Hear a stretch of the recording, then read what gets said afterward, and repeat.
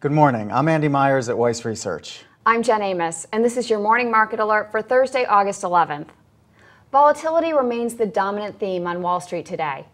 U.S. stock futures are pointing to modest losses at the open, after all three major averages fell more than 4% yesterday.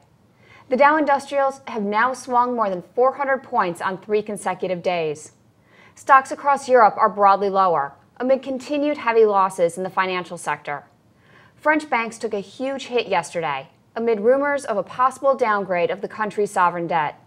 And those concerns continue to weigh on the global markets today. Overall, investors seem extremely jittery, and they may be likely to overreact to any positive or negative news.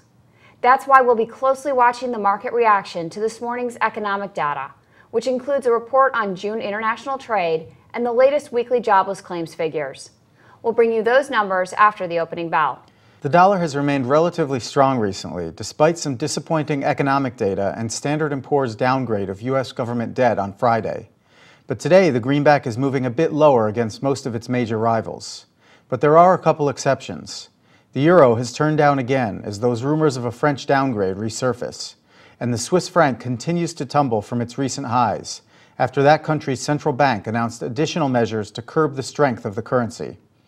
One asset that has been soaring over the past week is gold, due to its status as a relatively safe haven in the investment markets.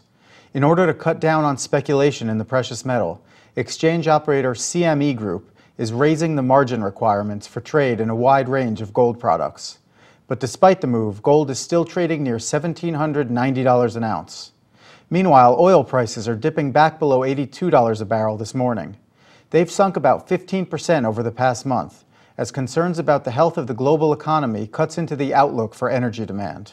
In corporate news, the day's biggest stock winner may be Cisco Systems, soaring 12% right now. After yesterday's closing bell, the technology giant reported earnings that topped analyst estimates. Cisco also issued a slightly stronger than expected sales outlook for the current quarter. The stock fell along with the rest of the tech sector yesterday, and it's down more than 30% so far this year. Following the report, both Morgan Stanley and Wunderlich upgraded Cisco shares. News Corp may also open higher after reporting earnings last night. The media giant said fiscal fourth quarter profit dropped 21% on higher expenses and the sale of its MySpace social networking site. But the results still topped expectations. Meanwhile, department store Kohl's is gaining more than 2%. But Sara Lee is tumbling nearly 6% after its earnings disappointed investors. After today's closing bell, chipmaker NVIDIA will report its quarterly results. We're also keeping an eye on shares of AOL this morning. It's gaining nearly 3% after the company's board authorized a $250 million stock buyback.